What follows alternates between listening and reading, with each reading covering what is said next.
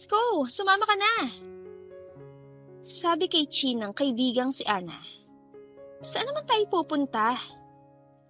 Tanong ni Chin bago hinawi ang ilang hibla ng buhok na hinahangin. Nasa kanyang bahay yung mga kaibigan para lang guluhin siya. Katatapos lang niyang ayusin ang event na ihahandle ng kanyang team bilang event organizer. Saan pa ba? Sa lugar kung saan may alak at mga hati na lalaki. Malanding sagot ng isa pa niyang kaibigan na si Sarah. Hay nako, just don't tell me na, may pustahan na naman kapag nalasing. Kunwaring masungit na sabi ni Chin. Sure, hindi namin sasabihin. Pamimiloso po ni Ana sa kanya na ikinasama ng kanyang tingin dito. Tara na, nandun na yung dalawang impacta sa bar, nag-aantay na sa atin. Singit ni Sarah. Tinutukoy nito ang dalawa pa nilang kaibigan na sina Faith at Sylvia. Mauna na kayo, susunod ako, magbibihis lang ako. Sabi ni Chin, nang makali sa mga kaibigan ay saka naman siya naligo at nagbihis. Isang sexy backless red silk na dress ang pinili niyang isuot, na pinaresan niya ng stiletto. Ang kanyang buhok ay hinayaan lamang niyang nakalugay at bahagyang kinurl ang dulo nito. Nang handa ay saka siya lumabas ng kwarto at nagtungo na sa garahe at sumakay sa isang magara at mamahaling sasakyan na pagmamay-ari ni Chin. Nang makarating na sa nasabing bar, maingay. Iba't ibang ilaw na naghahalo at mga nagsasayaw, agad na hinanap ng paningin niya mga kaibigan. Nang makita niya mga ito, ay agad siyang lumapit at umupo sa bakanting upuan. Akala namin ginost mo na kami sabi sa kanya ng kaibigang si Sarah. I'm not, natagalan lang. Sagot ni Chin at nagsali ng inumin sa sariling baso at saka iyon tinungga. So, here's our drill for tonight. Dating gawi. Nakangising sabi ng isa pa nilang kaibigan na si Faith. Kung sinong unang malasing, parurusahan at kapag hindi nagawang parusa, pera o bagay ang kapalit. Nakangising dagdag ni Chin sa mga ito. May purpose naman ang pustahan nila. Itinutulong nila sa mga nangangailangan ng mapagbebentahan ng gamit o pera mismo ang idodonate.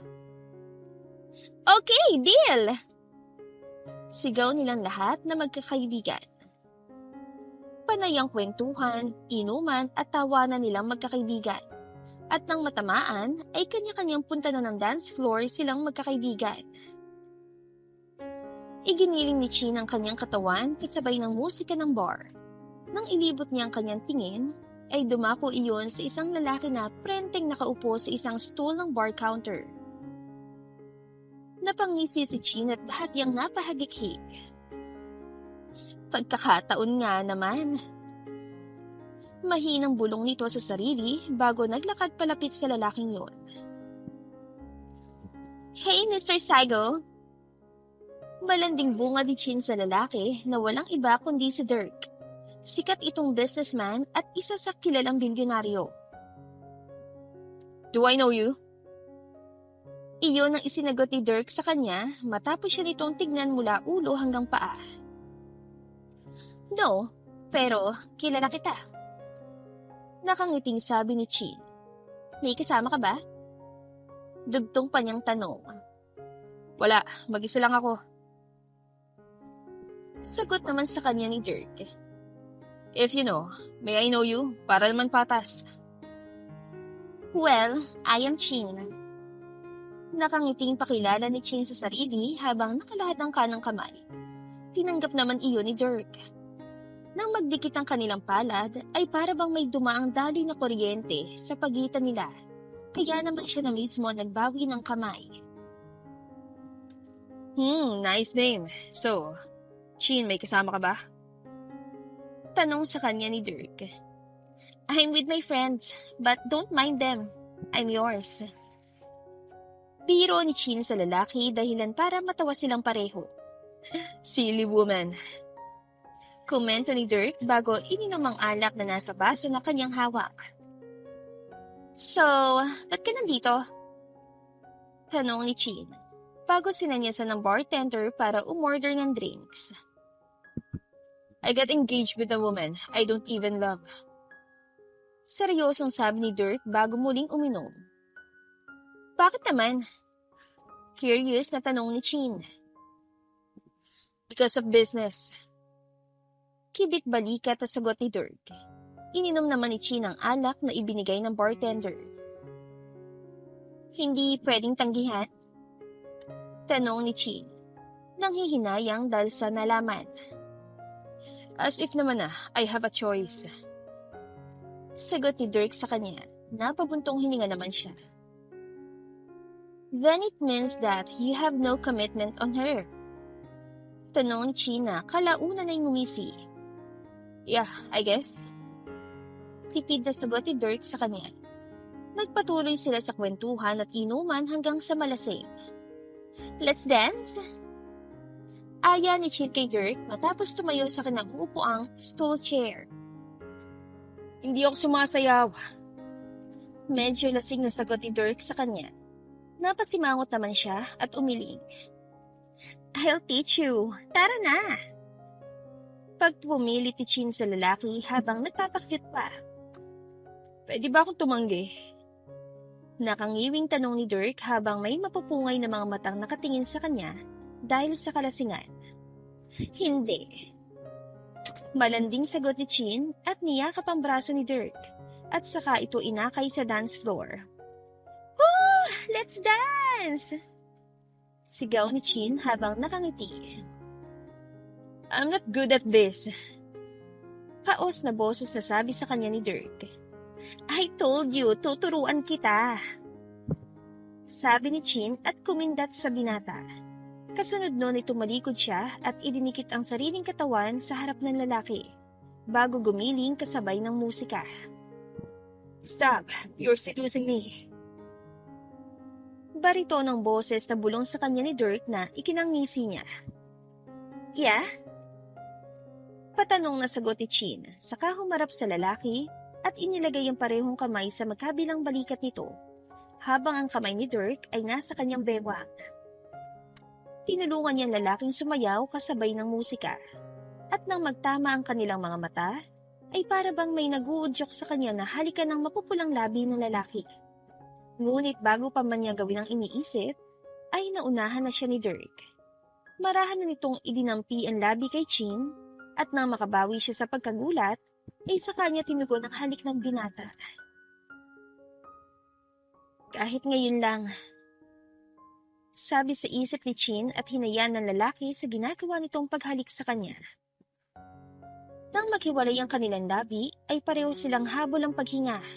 At nang magtamang muli ang kanilang mga tingin, ay may kakaibang emosyon na nakita doon si Chin na kanyang hindi maipaliwanag. Let's drink again. I told you, hindi ko gustong pagsayaw. Sabi sa kanya ni Dirk na siyang ikinatango niya. At sabay silang umalis ng dance floor at bumalik sa bar counter at muling uminom ng alak.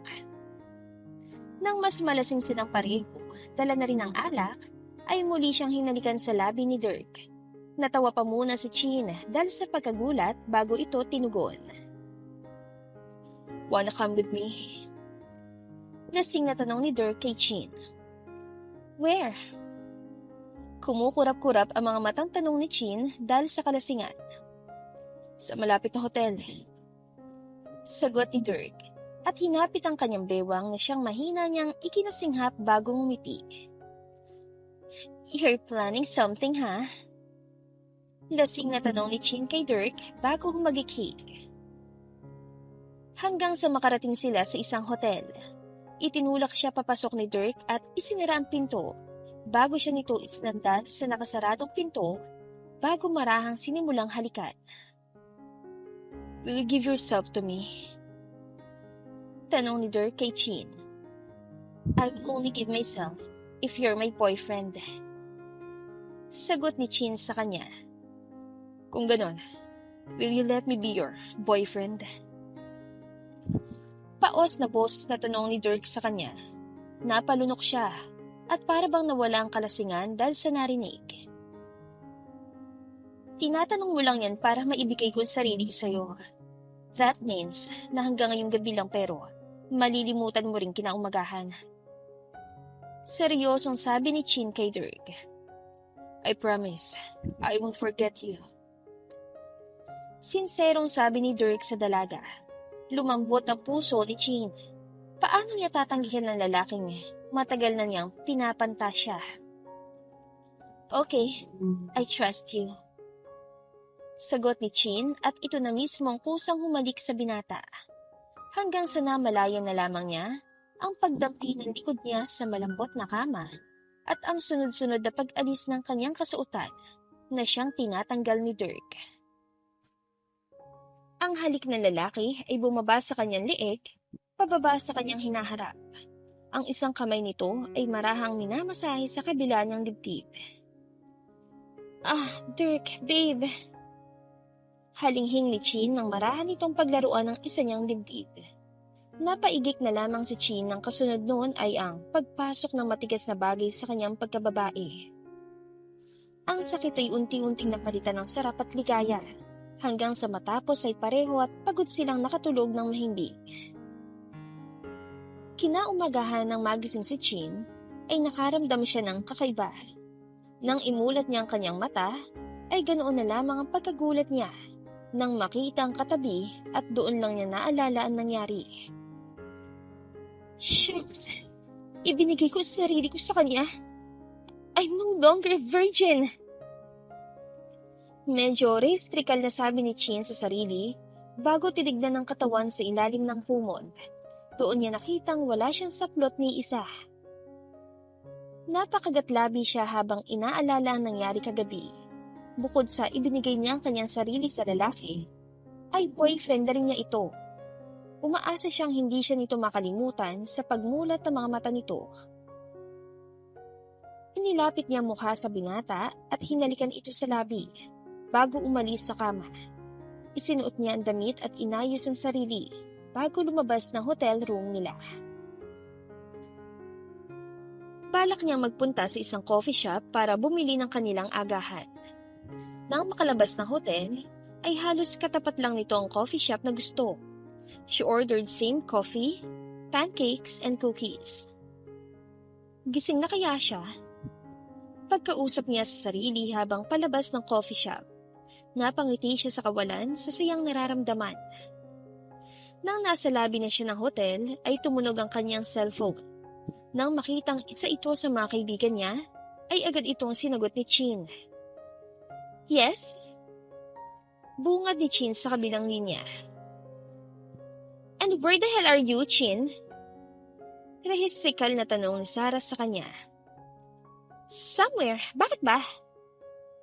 Tanong ni Chin bago napatingin sa hawak na paper bag. Kagabi ka pa naming hinahanap at hindi ka namin mahagilap. Saan ka ba nagpunta? Sabi ng bouncer ng bar, nakita ka raw na may kasamang lalaki. Sunod-sunod na palatak ni Sarah sa kanya. Chill sis, okay? Cool at medyo natatuwang sabi ni Chin. I'm good. Sorry, pinag-alala ko kayo.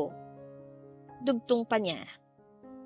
Anyways, ikaw ang talo sa pustahan, so be prepared. Sabi ni Sarah. Hindi man niya nakikita ang mukha ng kaibigan, ay sigurado siyang nakangisi ito ngayon. Napairap sa hangin si Chin. Let's just talk about it later, okay? I have some business. Palusot niya at ibinaba ang tawag.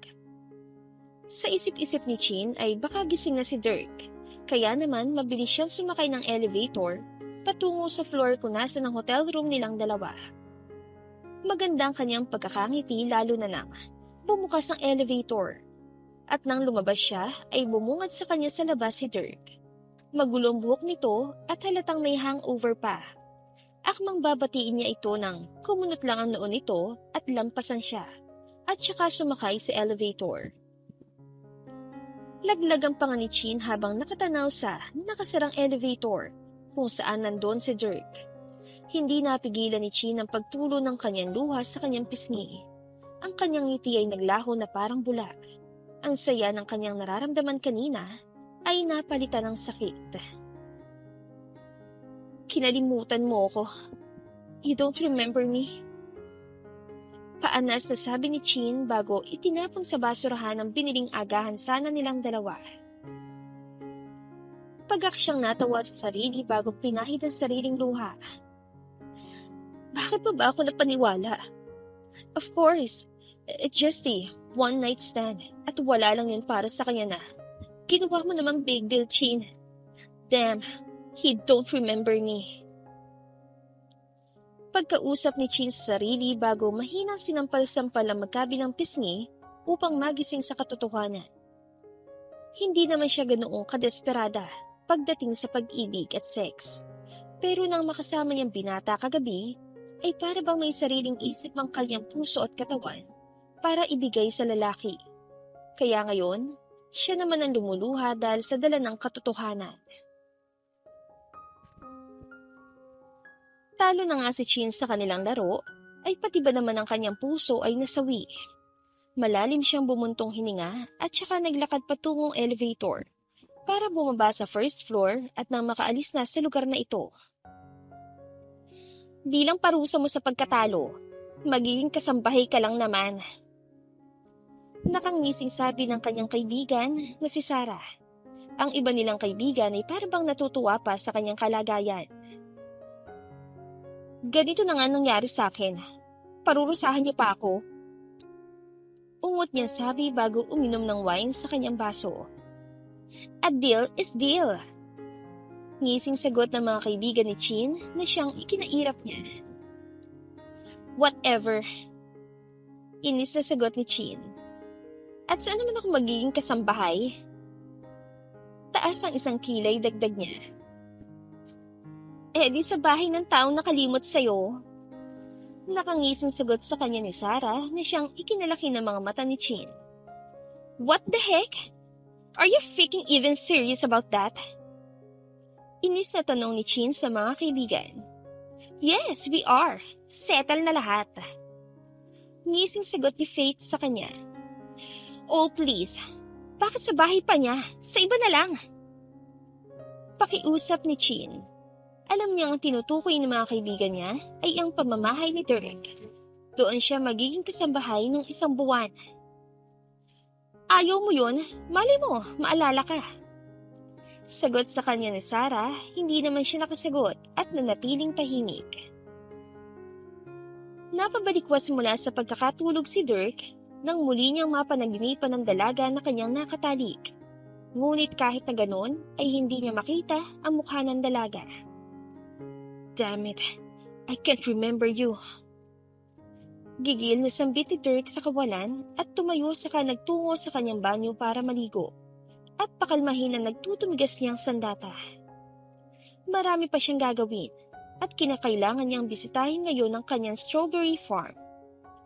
Nang bumaba siya sa unang palapag ng kanyang bahay, ay bumungad sa kanya ang kanyang mayordoma. Senyorito, handa na po ang agahan. Anunsyo sa kanya ng manang Linda. Thanks. Anyway, manang, dumating na bang bagong kasambahay? Tanong ni Dirk bago umupo sa upuang nakalaan para sa kanya sa hapag. Mamaya pa po, senyorito. Magalang na sagot ni Manang Linda. Tanging tango lang ang itinugo ni Dirk bago nagsimulang kumain ng agahan. Nang matapos ay saka siya sumakay sa sariling sasakyan at nagmaneho, patungo sa kanyang farm. Medyo may kalayuan iyon at itinatagal ang biyahe ng 20 minutes. Nang makarating siya sa farm ay una niyang kinausap ang katiwala. Tumulong din siya sa pag-harvest at natapos lang ng bandang lunch na. Kaya naman doon na rin siya nananghalian.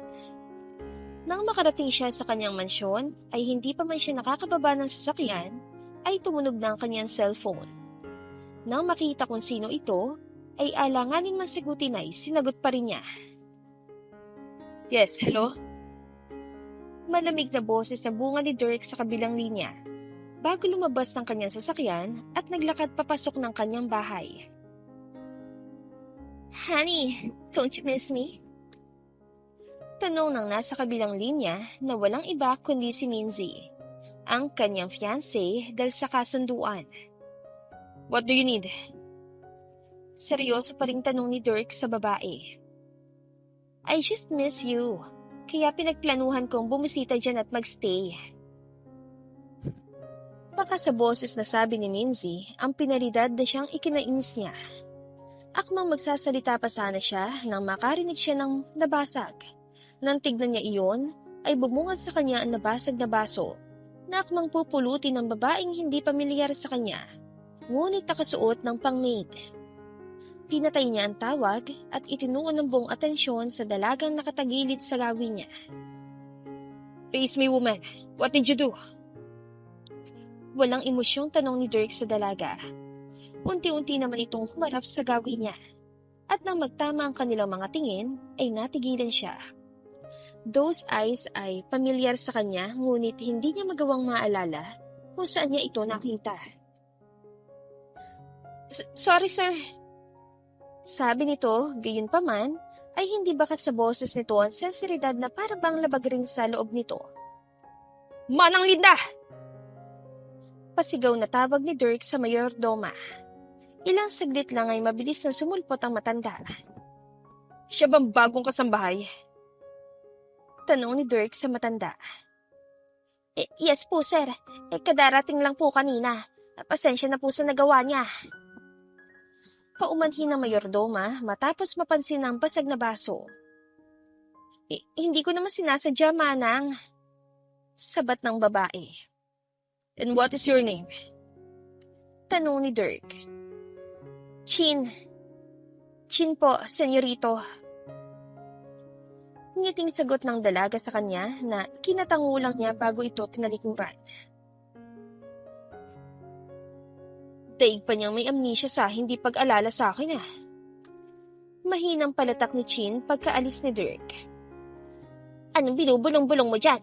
Kumuha ka ng walis at taspan, linisin mong bubog. Huwag mo nang uliting makabasag . Lagot tayo kay senyorito. Pangaral sa kanya ng mayordoma. Tumango lang siya at sinunod ang utos nito. Para naman torture ang mangyayari sa kanya. Araw-araw niyang masisilayan ng lalaki at tanging siya lang ang nakakaalala ng pinagsamahan nangyari sa kanila. Ang hirap umasa. Kaya siguro ay ililihim na lamang niya ito at hayaan ng sariling patago itong magustuhan hanggang sa tuluyang maglaho ang nararamdaman. Pagkatapos mo linisin yan, magwalis ka sa garden. Yung mga tuyong dahon doon, tanggalin mo. Utos ng mayordoma na si Manang Linda sa kanya. Sige po, Manang. Tugon ni Chin. Bago-bagong salta, nakabasag agad. Natigilan si Chin sa ginagawa nang marinig ang boses ng kasamang kasambahay. Ito ay si Wilma. Hindi na lang niya ito pinansin at tinapos ang ginagawa bago sinunod ang utos ng mayordoma na linisin ang hardin. Nang matapos ang ginagawa, ay akmang babalik na siya sa loob nang makasalubong niya si Dirk. Magandang hapon, senyorito Dirk. Peking ngumiti si Chin sa lalaki matapos sabihin yun. Akmang lalagpasan na niya ito nang hawakan siya nito sa pulso na ikinabilis lalo ng tibok ng kanyang puso. Pusang humarap si Chin sa lalaki at tinignan ito sa mga mata. Do I know you before? Tanong ni Dirk sa kanya. Ngumiti naman si Chin, ngiting walang buhay at hindi abot sa mga mata. Hindi po, senyorito. Ngayon lang. Halata sa mukha ni Dirk ang hindi pagkakumbinsido, ngunit tumango pa rin at saka siya binitawan.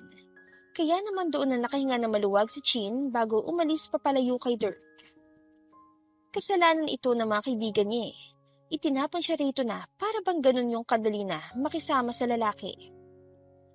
Mabilis na lumipas ang oras hanggang sa magabi. Pakilagay nga nito, Chin, sa hapag. Utos sa kanya ng mayordoma. Kinuha naman niya ang adobong nasa lalagyan at kanin, saka dinala sa dining area. Nang bumalik siya, ay kinuha pa niyang ilang pagkain na niluto at inilagay sa hapag.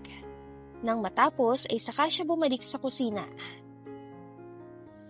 Ano pa pong gagawin, Manang Linda? Tanong ni Chin. Tawagin mo si senyorito sa kwarto niya. Utos ni Manang sa kanya nang hindi siya tinitignan. Napakagatlabi si Chin bago sumagot. Sige po. Labag sa loob niya sagot bago umalis. Hanggat maaari ay iiwasan niya ang lalaki ngunit maaari nga ba yun? Umakyat siya sa pangalawang palapag kung saan naroon ang kwarto ni Dirk. Kumatok siya ng 2 beses. Senyorito Dirk, handa na pong hapunan. Formal na boses sasabi ni Chin bago napaismid, sakto rin ng pagbukas ng pinto, dahilan para mapangiti siya ng matamis. Kain na po. Ulit ni Chin habang nakangiti ng peke. Susunod ako. Seryosong sagot ni Dirk. At nang ibaba niya ang paningin sa katawan ng binata, ay doon niya napansin na wala itong pang-itaas na damit. At tanging tuwalya lang na nakatakip sa kanyang ibaba ang meron ito. Ang ilang patak ng tubig na galing sa buhok nito ay tumutulos sa 8 mapipintog nitong abs. Busog na yata siya. Iyon ang nasa isip ni Chin, kaya naman panayan lunok niya ng laway. Ngayon lamang niya iyon napagmasdan dahil nang gabing may nangyari sa kanila ay madilim. Are you done eye-raping me? Mayabang na tanong ni Dirk sa kanya. Nang mag-angat siya ng tingin sa mukha nito, ay pansin niya ang pagngisi nito na ikinanguso niya at lihim na ikinaismid. Hindi, senyorito. May pagka-assuming ka rin eh. Mauna na po ako. Sunod ka na lang, senyorito, at kakain na. Mabilis sasabi ni Chin at halos patakbong bumaba ng hagdan. Nang sumapit ang oras ng pagtulog ay nag-half bath na si Chin sa banyo ng maid's quarter at saka nagpahinga sa kwarto rin na nakalaan para sa kanilang mga kasambahay. So, this is how it feels bilang kasambahay. Nakakapagod but at the same time ay exciting. Chin is having fun of it. Kinaumagahan, abala si Chin sa pagtulong kay Manang Linda sa pagluluto ng agahan. Nang may sunod-sunod na nag-doorbell sa gate ng mansyon. Wilma, pagbuksan mo ang bisitang nasa labas. Utos ni Manang Linda sa isa pang kasambahay. Sisita na lang Manang, nagwawalis ako. Tanggi ni Wilma kay Manang. Aba, bakit ako? Yang si Chin na lang.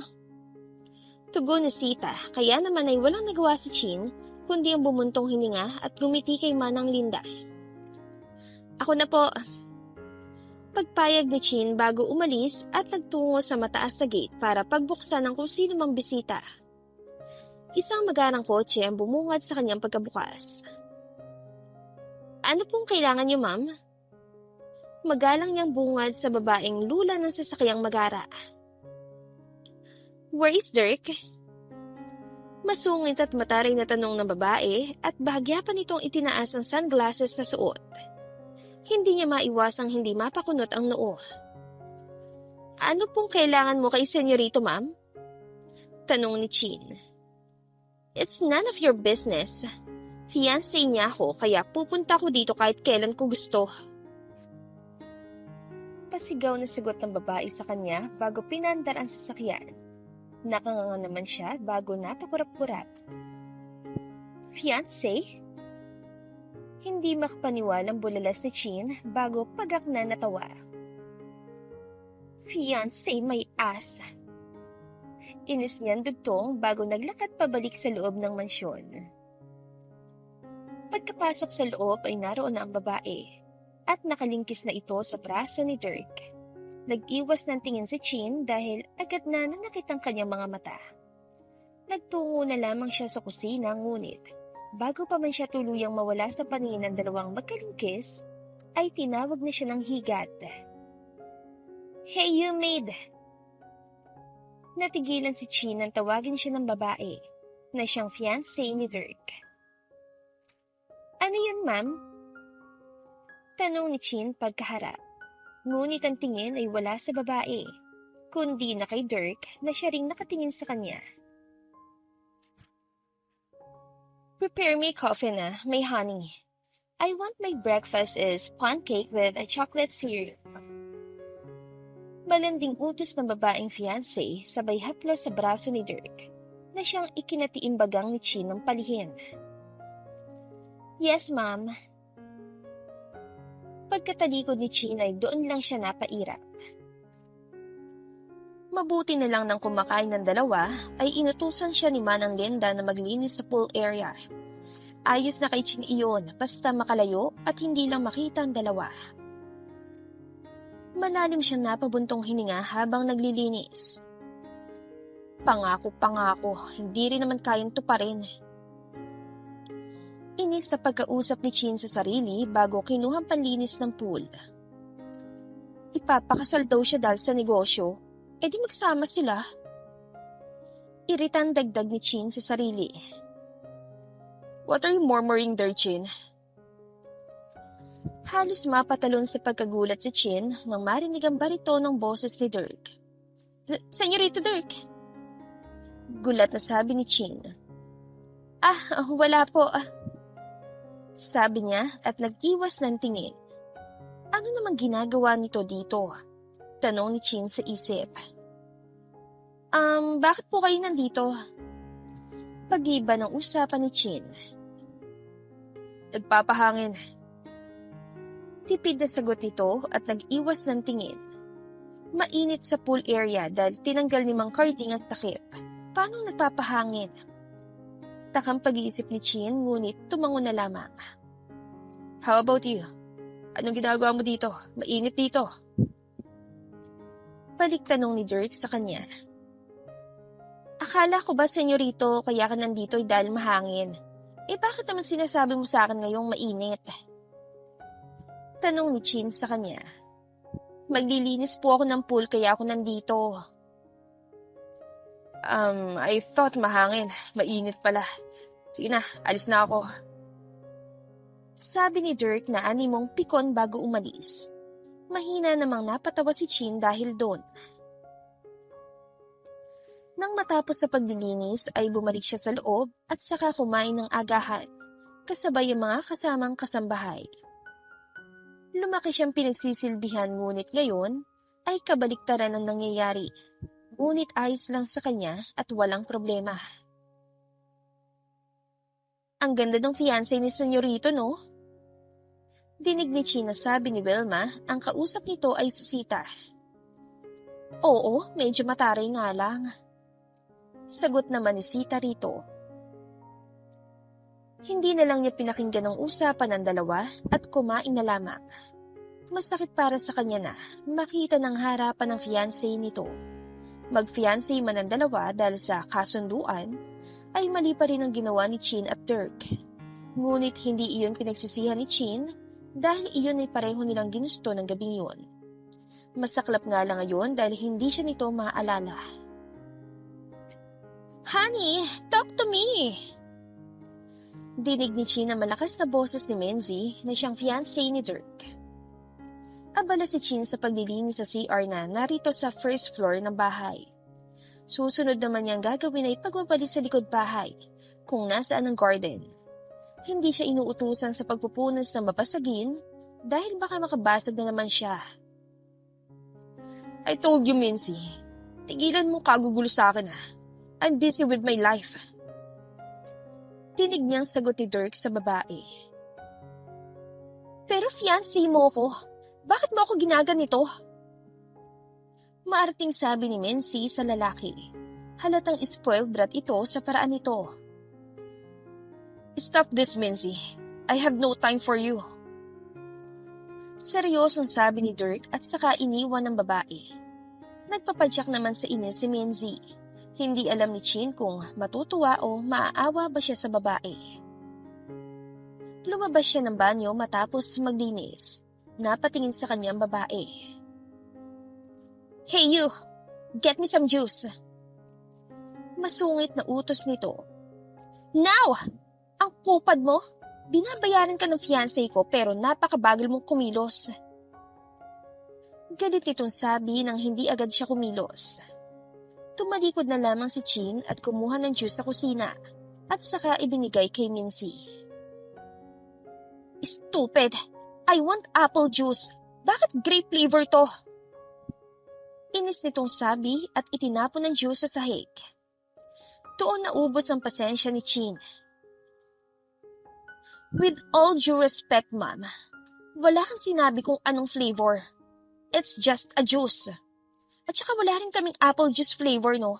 Hindi ikaw ang boss ko kaya wala kang karapatang itapon yung juice sa sahig dahil hindi ikaw ang tagalinis dito. May pagtitimping sabi ni Chin. How dare you? Sumasagot ka pa kasambahay ka lang naman. Sigaw ni Mincy sa kanya at takmang sasampalin siya nito nang may sumalo sa palad ng dalaga. Gulat si Chin nang mag-angat ang tingin upang tignan kung kaninong kamay ang pumigil sa palad ng babae. Dirk? Mahinang sabi ni Chin habang nakatingin dito. Get out, Minzy! Seryosong boses na sabi ni Dirk sa fiancé. Hindi kita fiancé at hindi ko gustong ganitong ginagawa mo sa kasambay ko. Tell to your dad na ikakansel akong kasal natin. Napakaseryoso ng boses na sabi ni Dirk. Napaiyak naman si Mincy.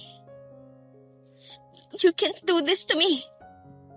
Sigaw nito. I can. Now, get out!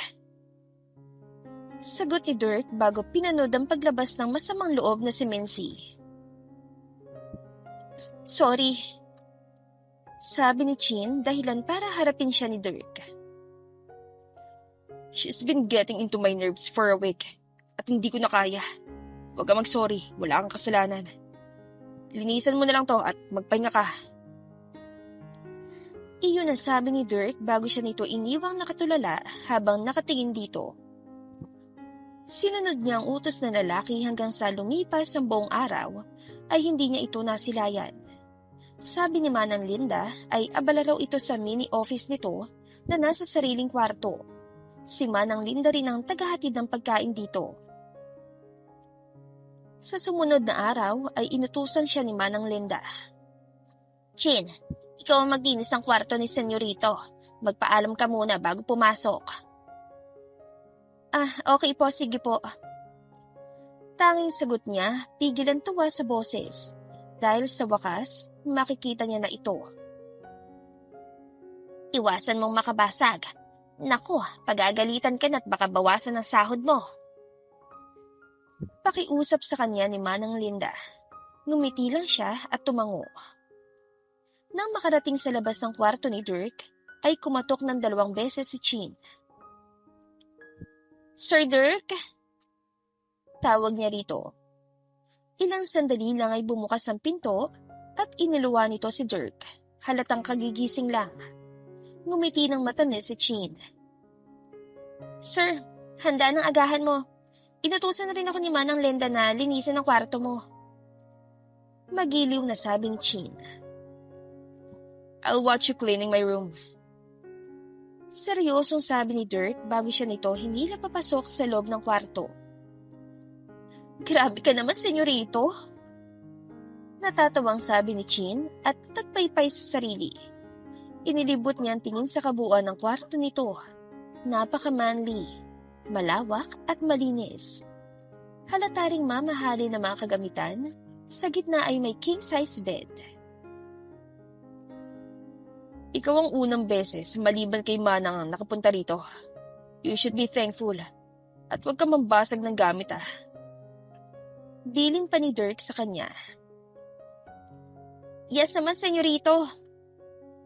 Sagot ni Chin at bahagya pang sumaludo. Iiwasan ang kamay kong makabasag. Good. Start cleaning. Maliligo lang ako. Sabi ni Dirk at iniwan siya saka ito pumasok sa banyo. Naging utusan pa ako. Mahinang reklamo ni Chin bago nagsimulang maglinis ng. Saktong tapos na siya ay saka naman bumukas ang pinto ng banyo at lumabas doon si Dirk. Natanging tuwalya lang ang tapis sa pang-ibaba at sa itaas ay hubad ito. Nananadya yata ito Bulong ni Chin sa sarili at nag-iwas ng tingin kay Dirk. Sige senyorito. Lalabas muna ako, magbihis ka muna. Baka kasi ano pang magawa ko. Ang huling sinabi ni Chin ay pabulong lang na tangi siya lang ang makakarinig. Hindi na kailangan. Sa banyo na ako magbibihis. Sabi ni Dirk at saka kumuha ng damit sa closet nito saka bumalik sa banyo. Huminga ng malalim si Chin para pakalmahin ang nagwawala niyang puso. Sa tuwing malapit siya sa binata, ay nagwawala ang kanyang puso na para bang may problema ito. "Are you done?" Tanong sa kanya ni Dirk nang lumabas ito sa banyo. May suot na itong damit at nakapants na rin. Tanging tango lang ang naisagot ni Chin sa lalaki. Naglakad dito papalapit sa kanya ngunit siya'y nanatiling nakatitig lang dito. "You really look familiar to me." Mahinang sambit ni Dirk at inipit sa kanyang tengang ilang hibla ng takas niyang buhok. Napalunok si Chin at nag-iwas ng tingin. "Kung pamilyar ako, dapat naalala mo ko." Makahulugan sabi ni Chin. "Maalala ko rin kung bakit ka pamilyar." Tugon ni Dirk at marahan itong inilapit ang mukha sa mukha niya. "Para kung hinihipnotis mo ng labi mo. Maaari ko bang tikman?" Sunod-sunod ang paglunok ni Chin bago tumango na para bang isang bata. Napapikit na lamang siya nang magdampi ang kanilang labi. Ang kamay ni Dirk ay humapit sa kanyang bewang at pinagdikit ang kanilang katawan. Habang siya'y marahang tinutugon ang halik nito sa kanya. Nang humiwalay sila sa isa't isa, ay sandali silang nagkatitigan. Tumikhim si Chin bago nagsalita. Kumain ka na, senyorito." Nakangiti ngunit alanganing sabi ni Chin. "Just call me Dirk kapag tayo magkasama." Wika ni Dirk na titig sa kanya. Hindi pwede, senyorito Dirk." Tanggi ni Chin. "Mas hindi pwedeng suwayin mo ang boss mo." Nakangising sabi ni Dirk sa kanya. "Okay, masusunod, Dirk." Ngiwing sagot ni Chin. "Good girl. Now, let's go." Aya ni Dirk at inakbayan siya. "Baka may makakita, alisin mo." Utos ni Chin dito at bagay itong siniko. Sinunod naman ng lalaki. Nang makarating sila sa dining area, ay saka bahagyang lumayo si Chin at nagtungo sa kusina. "Chin, iha, kumain ka na muna ng agahan at saka magpunta sa grocery para mamili ng mga stocks natin." Boses iyon ni Manang Linda. "Sige po, Manang." Magalang na sagot ni Chin bago nagsimulang kumuha ng pagkain at kumain. Inilapag sa kanyang tabi ang listahan. "Nandito lahat ng kailangan mong bilhin. Ihahatid at sundo ka naman ni Karding." Sabi ni Manang Linda. Napatango naman si Chin bago tinapos ang pagkain. Nang matapos ay sa kanya kinuha ang listahan at perang gagamitin upang makabili. Nagpunta pa muna siya sa kanilang silid na mga maid at nagbihis ng isang t-shirt, jeans at flat shoes bago lumabas ng silid. Malapit na siyang makalabas sa pinto ng mansyon nang biglang sumulpot sa kanyang tabi si Dirk. "Saan ka pupunta?" Tanong ni Dirk sa kanya. Nagulat naman siya sa pagsulpot nito. Mag-grocery lang po, senyorito Dirk." Sagot ni Chin. "Samahan na kita, may bibilin din ako." Alok ngunit final na sabi ni Dirk sa kanya. "Baka kung ano masabi nila, senyorito, ng mga kasambahay dito." Mabilis niyang sagot at inilibot ang tingin sa paligid. Ayaw pa naman niyang pinagchichismisan siya ng iba dito, lalo na ng kapwa niyang mga kasambahay. "Sasamahan mo ko dahil na rin sa may bibilhin ako." Palusot ni Dirk, hindi naman niya maiwasang hindi matawa bago tumango. "Dahil mapilit ka, senyorito. Sige, payag na ako." Mayabang na sabi ni Chin bago nagpaunang naglakad palabas ng mansyon, habang nakasunod sa kanya si Dirk. Sumakay ito sa isang mamahaling sasakyan. Sumakay naman siya sa passenger seat bago ito minaneho paalis ni Dirk. Sa biyahe pareho silang tahimik, ngunit hindi magawang makayanan ni Chin ang katahimikan, kaya naman nagsalita siya. Paano na kayo niyan, Senyorito Dirk? Naghiwalay na kayo ng fiancé mo. Pagbubukas ng usapan ni Chin. I told you to call me Dirk only kapag tayong dalawa lang. Mariing sabi ni Dirk sa kanya na patikom naman ang bibig niya. Dirk nga, paano na yan? Naghiwalay kayo? Ulit ni Chin. I don't mind it. Kaya ng negosyo ko nang walang pamilya nila. Seryosong tugon ni Dirk na siyang ikinangiti niya. Kanyang iniisip na mabuti na rin naghiwalay ang dalawa. Hindi kasi sila bagay. Mas bagay kung siya at si Dirk ang magkatuluyan. Lumipas ang ilang minuto at nakarating sila sa isang grocery store. Unang bumaba si Dirk at sumunod naman si Chin. Kumuha ng cart si Chin ngunit inagaw din yon ni Dirk. Dirk, kaya ko na to. Hanapin at bilhin mo na lang ang pakay mo. Utos ni Chin sa lalaki. Itong pakay ko, ang tulungan ka. Seryosong tugon naman ni Dirk sa kanya. Napaiwan naman siya ng tingin. Kung maalala mo ko mas matutuwa ako. Mahinang bulong ni Chin sa sarili bago napailing. Sinimulan nilang mamili ng mga gamit at pagkaing nakalista at halos makadalawa sila ng cart sa sobrang dami ng kanilang mga pinamili. Akmang pupunta na sila sa counter nang may mahagip ang paningin ni Chin. Isang chocolate na paborito niya. Gusto niya yung kunin ngunit wala siyang pera. Wala siyang dala. Gusto mo yon? Tanong ni Dirk. Mabilis naman siyang umiling. Hindi, pangit yan. Tara na.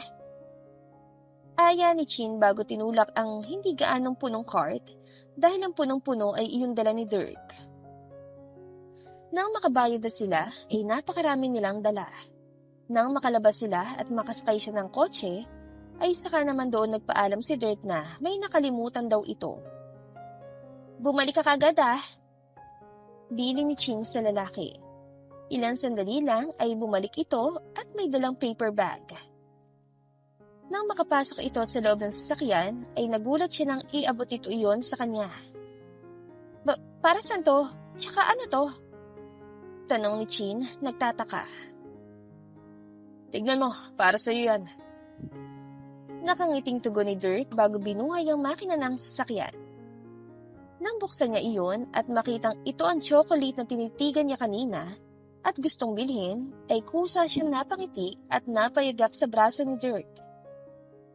Thank you so much.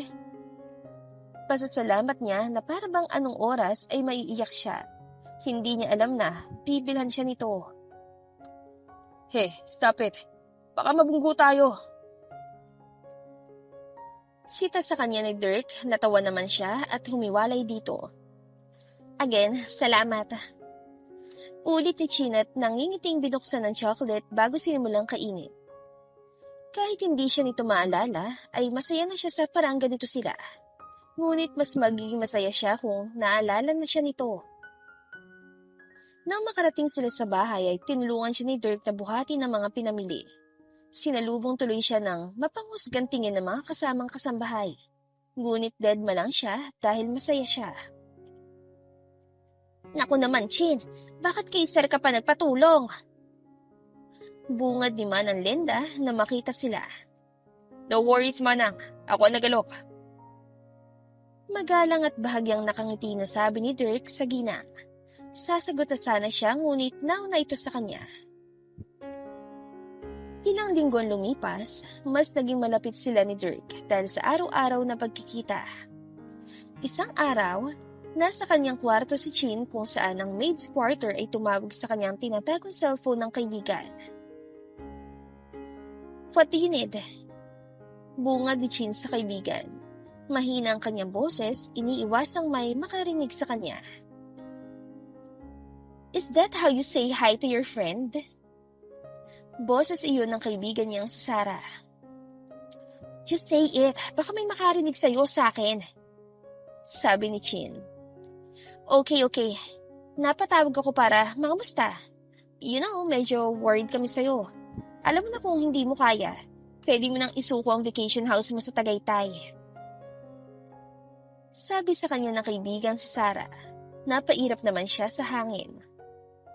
I can do it. Huwag mo nang ipaalala yan. Inis na sabi ni Chin. Saglit pa sila nag-usap bago niya ito binabaan ng tawag. Lumabas siya sa silid at nagtungo sa kung saan siya naka-assign na may gagawin. At iyon ay sa kwarto ni Dirk. Kumatok siya sa pinto nito ng 2 beses. Sir Dirk? Tawag ni Chin sa binata. Bumukas ang pinto at iniluwa nito ang lalaki. Come in. Adok ni Dirk sa kanya. Pumasok naman sa loob si Chin. Nakakapagod palang maging kasambahay dito, sir. Ang daming inuutos. Palatak niya habang naglilinis. Is this your first time to work as a maid? Kunot ang noong tanong ni Dirk sa kanya. Natigilan naman siya. Hindi naman. Pero mas madaming gawain kasi dito. Exciting at challenging naman. Nakangiti ngunit halos mapangiwing sabi ni Chin. Okay, after mo dyan, pwede ka magpahinga saglit. Sabi sa kanya ni Dirk. Naku, wag na, baka may masabi pa sila. Naiiling na sabi ni Chin. Hindi naman nila makikita eh. Nakangiting tugon sa kanya ni Dirk, napangiti naman siya. Wag na, sa susunod na lang. Tanggi niya at tinapos ang ginagawa. Nang matapos ang ginagawa, ay lumabas na siya sa kwarto. Naging abala na rin kasi si Dirk sa ginagawa nito at ayaw niyang maabala ito. Nang makarating siya sa sala, ay nakasalubong niya si Wilma. Oh, pinapasabi ni Manang Linda. Pumunta ka raw sa farm ni Senyorito Dirk at pumitas ng mga strawberry. Dahil paubos ng stock dito sa mansyon. Masungit na utos nito sa kanya. Teka, bakit ako? Hindi ko naman alam kung nasan yun. Tanggi ni Chin. Magpahatid ka na lang. Sabi ni Wilma at iniwan siya nito matapos iabot ang 2 basket na walang laman. Napabuntong hininga siya at walang nagawa kundi ang sundin ito. Lumapit si Chin kay Mang Karding na ngayong mukhang problemado sa sasakyan. Manong, maihati niyo po ba ako sa farm ni Senyorito? Tanong ni Chin. Ako iha, alanganin, butas ang gulong nitong sasakyan. Hindi naman natin pwedeng hiramin ang kotse ni Sir. Ganito na lang, samahan na lang kitang sumakay sa jeep sa may kanto na maghahatid sa iyo kung saan ang farm ni Senyorito. Paliwanag sa kanya ng matandang lalaki. Okay, sige po. Magalang na sagot ni Chin. Naghintay sila ng jeep sa may kanto at sakto namang may huminto na rin. Kinausap ito ni Mang Karding bago ito muling lumapit sa kanya. Iha, bago mag-6 ay dapat nasa may hintayan ka na ng sasakyan dahil baka maubusan ka at wala nang dumaan. Hindi ka makakauwi. Bilin sa kanya ni Mang Karding na ikinatango niya at nagpasalamat. Mahigit 15 minutes ang biyahe bago makarating doon. Sa may labas siya huminto at kinakailangan pa niyang maglakad upang makarating sa mismong farm. Magandang hapon po. Ako po si Chin. Kasambahay po ako sa bahay ni Senyorito Dirk. Nandito po ako para pumitas ng strawberry. Nakangiting sabi ni Chin sa matandang lalaki na sa tingin niya ay katiwala dito sa farm. Magandang hapon din sa'yo, iha. Kinagagala kung makita ka. Nakangiting tugon ng matandang lalaki. May kung ano-ano pa itong sinabi at hinayaan siyang pumitas ng strawberry. Hindi niya namalayang papadilim na pala. Kaya naman nagpaalam na siya at nagpasalamat. Makulimlim din ang panahon at nagbabadya ng pag-ulan. Nakaramdam siya ng kaba. Nang makalabas siya sa bukana ng farm ay pulos sa sakayang kotse ang dumaraan. Walang jeep man lang. Napakagatlapi siya at naglakad pa na nagpapakasakaling sa kanyang paglalakad ay may daraang jeep o kahit sana man lang ay marating niyang terminal o sakayan. Nananakit na ang kanyang paa dahil sa suot na flat shoes. Medyo mabigat din ang dala niyang strawberry. Mabuti na lang din at may takip ang basket. Napakagatlabi si China magsimulang pumatak ang ulan. Wala pa ring dumara ang jeep. Hindi rin niya alam kung anong oras na, ngunit madilim na. Umaasa siya na sana ay may dumaan o dumating na sasakyan. Nang matapos ni Dirk ang kanyang ginagawa ay bumaba siya mula sa kanyang silid. Unang hinanap ng paningin niya ang dalaga, si Chin. Bakit naman kasi siyang inutusan mo? Alam mong bago pa lang yun at hindi niya pa alam ang farm ng senyorito. Dinig ni Dirk ang boses ni Aling Menda na pinagsasabihan ng kausap nito. Sinabi ko namang magpahatid siya, manang. Sagot ng isang kasambahay na ikinakunot ng noo niya. What's happening here? Tanong ni Dirk nang hindi mapigilan ang sarili. Senyorito, anong oras na po kasi at wala pa si Chin? Nag-aalala lamang po ako. Hindi niya alam ang daan patungong farm at pabalik dito. Kuwento sa kanya ni Manang Linda. Mga alas 6 ay wala na pong dumaraang jeep doon. Tawagan niyo ako kung nakauwi na siya. Mabilis sasabi ni Dirk at tinalikuran ng dalawa. Mabilis niyang kinuha ang susi ng kanyang sasakyan at pinaharurot iyon patungo sa kanyang farm. Mabagal ang pagpapatakbo niya sa kanyang sasakyan nang malapit na siya. Umaasang baka madaanan niya ang dalaga. Nang may madaan ang shed sa gilid, ay nakita niya roon ang dalaga, nakayuko at basa ng ulan. Napabuntong hininga siya at hininto ang sasakyan saka lumabas at nilapitan ito. Hey, Chin, I'm here. Tumayo ka na. Basang-basa ka. Bunga ni Dirk sa dalaga. Nang mag-angato ng tingin sa kanya, ay para bang lumiwanag ang mukha nito. Tumating ka. Paano mo ko nahanap? Nakita kita. Nalaman kong umalis ka at nag-alala ako dahil gabi na at wala ka pang masasakyan. Umuulan din. Mahinahong sabi ni Dirk sa dalaga. Salamat. Nakangiting sabi nito at niyakap siya na ikinabigla ni Dirk, ngunit tinugon din niya iyon. Let's go. Baka magkasakit ka na niyan dahil sa ulan. Mahinahon pa ring sabi ni Dirk bago kinuha ang 2 basket kung nasa naman kinuha nitong strawberry. Nang pareho silang makasakay, ay kinuha ni Dirk ang towel sa backseat ng kanyang sasakyan at marahang ipinunas sa basang katawan ng dalaga. Ang sakit ng paa ko. Reklamo ni Chin habang nakanguso. Let's go home. Gagamutin natin para makapagbihis ka na. Tugon ni Dirk saka nagmaneho paalis. Nang makarating sila sa mansyon ay hinila niya si Chin at dinala ito sa kanyang kwarto. Take a bath first. Utos niya sa dalaga. Paano yung damit ko? Tanong ni Chin. Gamitin mo yun sa akin. Iwas tingin sagot ni Dirk. Tumango naman si Chin at nagtungo sa banyo para maligo. Hinanda naman ni Dirk ang first aid para gamutin ang paan niya may sugat. Tinignan ni Chin ang refleksyon ng sarili sa salamin. Basang-basa siya ng ulan kaya kailangan niyang maligo dahil kung hindi ay magkakasakit siya. Ang pintig ng kanyang puso ay hindi normal dahil sa bilis ng tibok nito na para bang nakikipaghabulan nang makita niya pa lang ang pagdating ng binata hanggang sa hilahin siya nito patungo sa kwarto nito at hindi na kumalma ang puso niya. Huminga siya ng malalim bago hinubad ng lahat ng suot niya at naligo. Nang matapos ay sinuot niya ang bathrobe na nakita sa banyo at saka lumabas. Tapos na ako. Pagkuha ni Chin sa atensyon ni Dirk na ngayon nakahiga at ang braso nito at nakatakip sa mata. Nang marinig siya nito ay bumangon ito at tumingin sa kanya. Come here. Aya ni Dirk sa kanya para naman siyang maamang pusa na sumunod. Ako na. Sabi ni Chin ang akmang kukunin ni Dirk ang kanyang paa. Let me, ako na. Seryosong sabi ni Dirk dahilan para walang magawa si Chin at ipinaubaya ang nasugat niyang paa. Pareho silang tahimik habang ginagamot ni Dirk ang sugat niya. Tumikim siya dahil sa posisyon nila.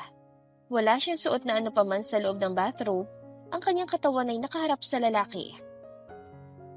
You're blushing. Nakangising komento ni Dirk matapos linisin ang sugat niya. Umiwas siya ng tingin at binawi ang paa. Hey, look at me. Utos sa kanya ni Dirk nang hindi niya ginawang gamit ang kamay nito ay pinaharap nito ang mukha. Sumalubong kay Chin ang labi ni Dirk dahil sa pagkabigla ay hindi agad siya nakatugon, ngunit nang yakapin nito ang bewang niya ay kusang tumugon ng mga labi niya sa halik nito. Unti-unti siya nitong hiniga sa kama at inibabawan. Dirk! Halos pabulong na sabi ni Chin. Tanong ni Dirk at marahang sinipsip ang kanyang leeg, habang ang kamay nito ay niroromansa ang kanyang katawan pababa sa pagitan ng kanyang hita. Ang isa nitong kamay ay marahang inaalis ang tali ng kanyang roba. Namalaya na lamang ni China na alis na sa kanyang bathrobe at pinapaligaya na siya ni Dirk. Halos mapugto ang hininga ni Chin dahil sa ginagawa nila ng binata. Hanggang sa matapos ay pagod silang napahiga sa kama. Damn, that was mind-blowing. Mahinang bulong sa kanya ni Dirk na siyang ikinangiti niya. At nagugutom ako. Nakangusong sabi ni China, ikinatawa ni Dirk, bago bumangon at nagsuot ng damit. Kinuha naman nito ang bathrobe at isinuot sa kanya ito pabalik. Pumunta ka muna ng kwarto mo saka ka magbihis at bumaba. Magpe-prepare ako ng ating dinner. Nakangiting sabi ni Dirk sa kanya na ikinakurap-kurap niya. Bakit mo to ginagawa? Hindi mapigilan ni Chin na itanong sa binata. I don't know, I just feel na gusto kong gawin. Sagot ni Dirk sa kanya na ikinatango niya bago lumabas ng kwarto at sundin ang sinasabi nito. Ang inaasahan ni Chin na isasagot nito ay dahil naaalala na siya nito ngunit hindi pa pala. Sakto naman na tulog na mga kasama nila sa mansyon. Dahan-dahan siya sa pagpasok sa kanilang kwarto at nagbihis sa banyo bago lumabas ng silid. Nang matapos ay saka siya nagtungo sa kusina. Nadatngan niya roon si Dirk na naghahanda ng 2 plato sa island counter sila kakain. Iba yata nakain ng senyorito Mapang-asar niya sabi. I said, just call me Dirk. Sambit naman ito. Oo nga, Dirk. Bawi naman ni Chin. Tinawanan lang siya nito at kinuha ang kanilang pagkain. Sabay silang kumain habang masayang nagkukwentuhan. Labis na tuwang nararamdaman ni Chin at sana'y hindi na iyon matapos pa. Ngunit alam niyang hindi iyon ganoon. Kinaumagahan ay Sabado. Day off ni Chin kaya naman balak niyang bumalik sa kanyang bahay o puntahan ng mga kaibigan. So, saan ka pupunta? Tanong ni Dirk. Sa kaibigan ko, babalik din ako bukas. Sabi naman ni Chin. Make sure, mamimiss kita. Seryosong sabi naman ni Dirk. Nang makaalis siya sa mansyon nito ay sa di kalayuan, ay nag-aabang ang kanyang kaibigan. Sumakay siya sa sasakyan nito at nagmaneho naman ang kaibigan paalis. Hey girl, so kumusta ang pagiging kasambahay? Taas ang isang kilay na tanong ni Sarah. Nakakapagod. Sambit naman ni Chin. Kain muna tayo. Alok ng kaibigan na agad niyang ikinatango. Habang kumakain sila sa isang restaurant, ay ikinuwento niya ang lahat maliban sa parteng may nangyari sa kanila ng lalaki. Paano ko malaman niya? Tanong ni Sarah. Uminom pa muna si Chin bago sumagot. I hope he understand.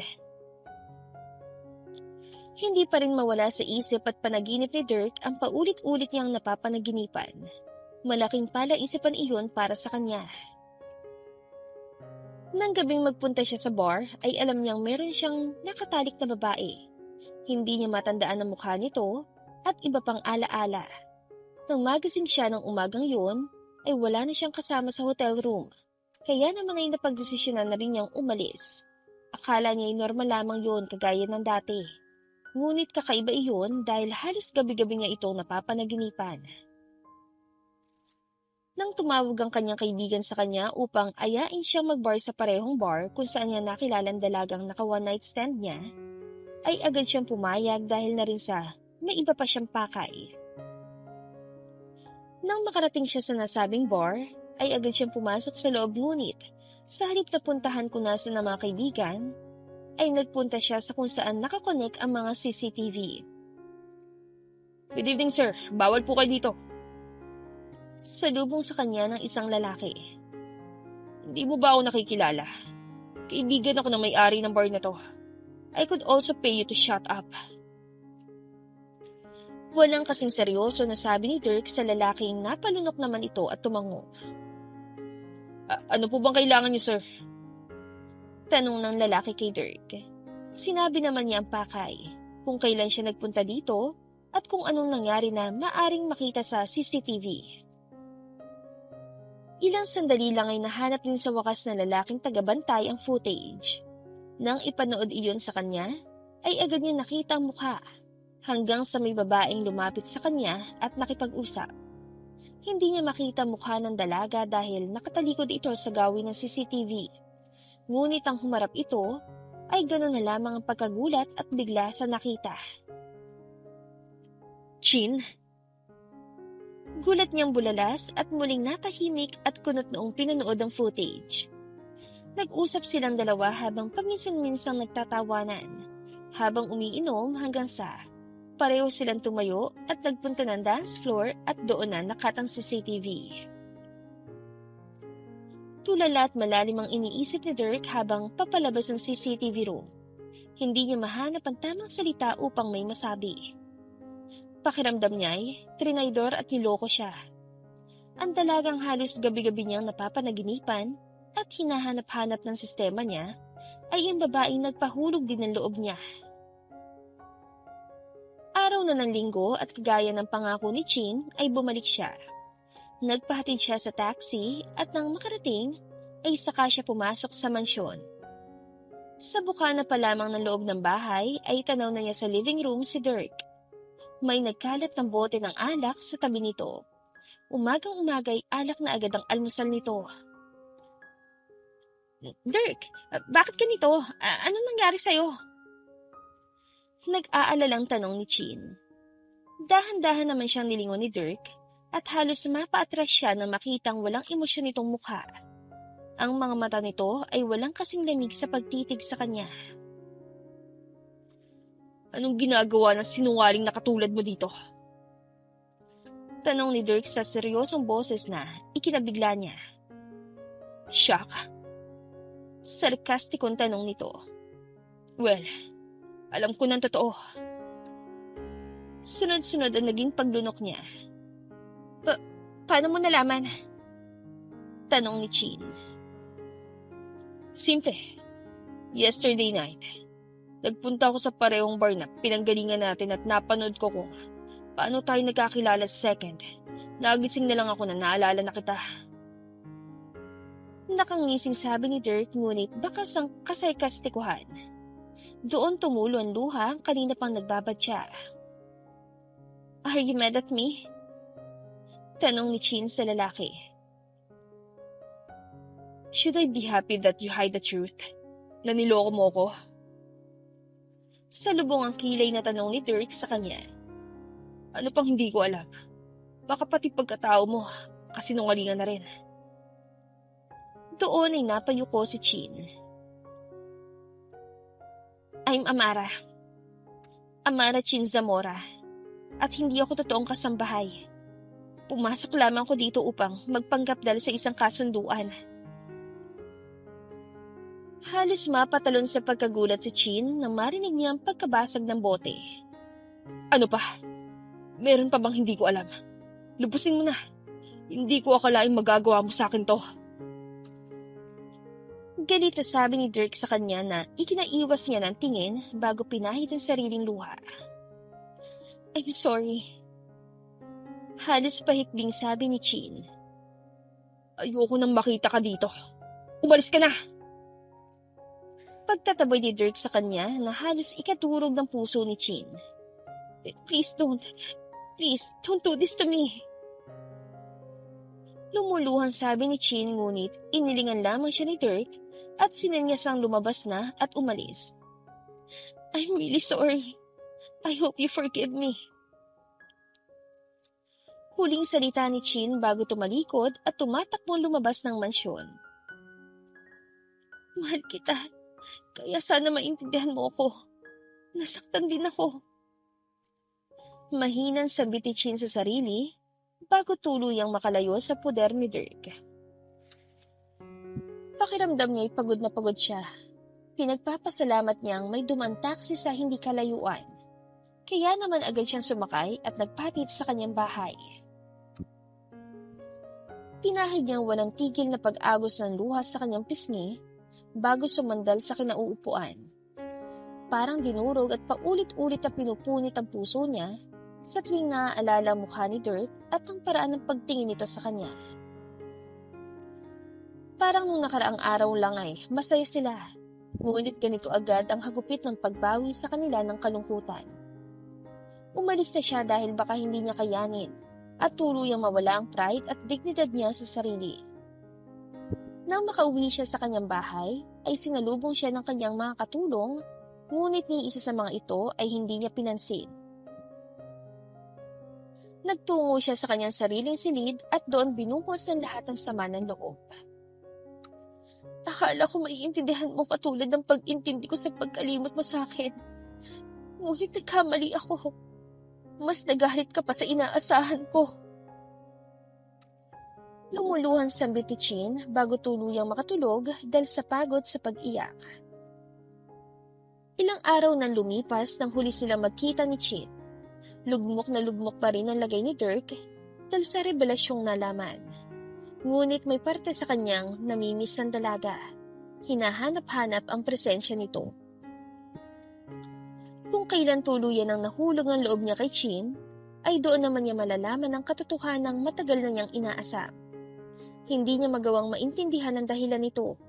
Bukod pa doon ay naging parte siya ng kasunduan at isa iyon sa ikinasasama ng kanyang loob.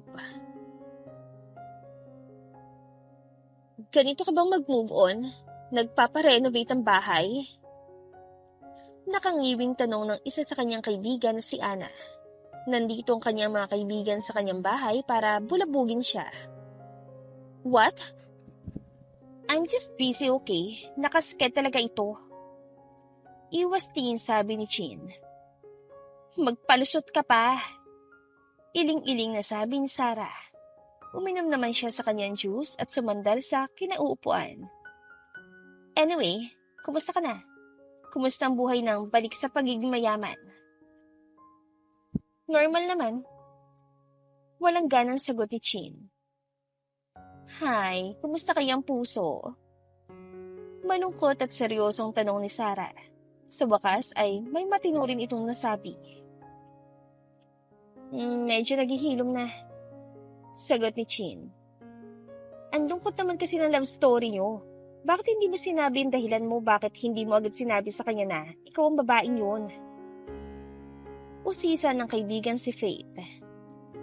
Hindi naman niya hinihingit, isa pa. Pinaalis niya ako na hindi man lang tinatanong kung anong dahilan at nararamdaman ko. Iwas tingin sagot ni Chin at muling uminom sa kanyang juice. Ano nang plano mo ngayon? Tanong ni Sarah. Makalimot? Natatawang kunwaring tanong ni Chin. Hindi ko alam. Siguro, hayaan ko na lang makalimutan siya ng puso at sistema ko para makalaya ako. Paano naman kung ma-realize niya na gusto at mahal ka rin pala niya? Anong gagawin mo? Tanong naman ni Ana. Kung mangyayari man yan, sana kahapon o nung nakaraang linggo pa. It's been 3 weeks at wala siyang paramdam. Hindi ako maghahabol. Sagot ni Chin at tumayo. O siya, at magsilayos na kayo. Marami pa akong gawain, inaabala niyo ako. Pagtataboy ni Chin sa mga kaibigan. Always take care, okay? Pagaling ang puso. Pahabol ng kanyang mga kaibigan bago tuluyang umalis. Don't lose the chance, man. Boss iyon ng kaibigan niyang si Mark. What do you mean? Sa lubong ang kilay na tanong ni Dirk. 3 freaking weekends ka ng ganyan. Wala ka bang balak umayos? You look like a girl who's having a tantrums. Ikaw dapat ang nanunuyo, hindi ganyan. Pangarap ng kaibigan lalaki ni Dirk na si Mark. You don't know anything. Iwas tingin sabi ni Dirk at sumandal sa sofa. But I'm good about love. Hindi ka magkakaganyan kung hindi mo mahal ang taong dahilan kung bakit ka nagkakaganyan. So if you love her, chase her. Hindi yung ganyan ka. Kung siya may kasalanan, why you didn't try to ask her reason? Baka sakaling malinawan ka. Muling makahulugan sabi ni Mark sa kanya. At doon napagtanto ni Dirk ang nagawa. Ni hindi man lang niya hinayaang magpaliwanag ang dalaga sa kanya, pinalayas na lang niya ito basta pagkatapos marinig ang hindi buong detalye kung bakit ito iyon ginawa. Huwag mo sanang ma-realize kung gaano mo siya kahalaga at kamahal kung kailan wala na siya. I told you, don't lose the chance. Ulit ng kaibigan dahilan upang magising siya sa katotohanan. You're right, man. I've been a bastard for 3 weeks na thinking about her feelings. Garal-galang tinig na sabi ni Dirk sa kaibigan. Pinahanap niya kung saan ang address ng dalaga at nagpunta doon matapos ihanda ang sarili. Napagtanto niyang pagkakamali. Hindi niya dapat hinayaang pangunahan siya ng galit at kalungkutan. Hinayaan niya muna sanang magpaliwanag ang dalaga. Katatapos lang mag-swimming ni Chin sa kanyang pool area nang lapitan siya ng kasambahay niya. Ma'am, may naghahanap po sa inyo sa labas. Bisita niyo raw po. Papapasukin ko po ba? Magalang na tanong ng kanyang kasambahay. Napakunot ang noo ni Chin bago isinuot ang kanyang bathrobe. Ano daw ang pangalan? Tanong ni Chin. Dirk Mendez daw po, ma'am. Tugon ng kasambahay na halos ikaluwa ng mga mata niya sa panlalaki. Ngunit agad rin niyang inayos ang sarili. Okay. Dalhin mo siya dito. Also, bring a food.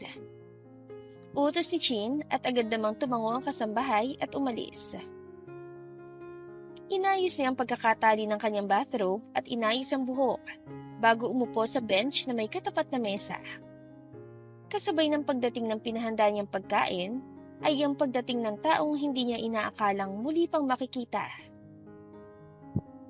Anong ginagawa mo rito? Walang paligoy-ligoy na tanong ni Chin kay Dirk pagkaalis ng kasambahay. I'm here to hear your side and to apologize for what I did. Tugon ni Dirk sa kanya. Nagkatitigan ang kanilang mga mata at para bang sinasabi ng mga mata nito na totoo at sincero yun. Why did you lie on me and hide the truth? Because you broke your promise to me. Hindi mapigilan ang sariling tugon ni Chin at napatayo. You promised that night, hindi mo ko kakalimutan. Hindi mo kakalimutang boyfriend kita at girlfriend mo ko. Dahil sa sinabi ni Chin ay napayuko si Dirk. Nasaktan ka dahil hindi ko sinabi. Mas masakit kasing pagbalik ko ng hotel basta mo na lang akong dinaanan na para bang hindi nakasama ng gabi.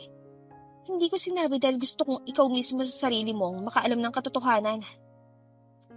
Sunod-sunod na sabi ni Chin na may halong hinanakit. I'm sorry. Hingi ng tawad ni Dirk. Hindi ko sinasadya. Ngayon mo ko sumbatan bakit ako nagsinungaling, bakit ko inilihim. Mapanghamong sabi ni Chin. Umiling lang si Dirk at lumapit sa kanya ngunit umatras lang siya. Baby please, I'm sorry. Nagsusumamong sabi ni Dirk at hinuli siya nito sa bewang at hinapit. Sinubukan niyang kumawala ngunit mas malakas ito sa kanya. Please forgive me. I'm sorry kasi hindi kita inisip agad. Mas inuna kong galit at sakit ang naramdaman ko. Pumuhos ang kanina pa niyang pinipigilan luha. Pinagdikit ni Dirk ang kanilang noo. Doon niya napansing umiiyak din ito na naging dahilan upang kumirot ang kanyang dibdib. I love you. Habang kasama kita sa bahay, sa bawat araw na kasama kita, nahulog ang loob ko sa iyo at kusa kitang minahal ng puso ko. Napagtanto ko sa loob ng 3 linggo ko na hindi ko kayang mawala ka. Buong pusong pagtatapat ni Dirk sa kanya. Mahal din kita, kaya ako nagawa yun.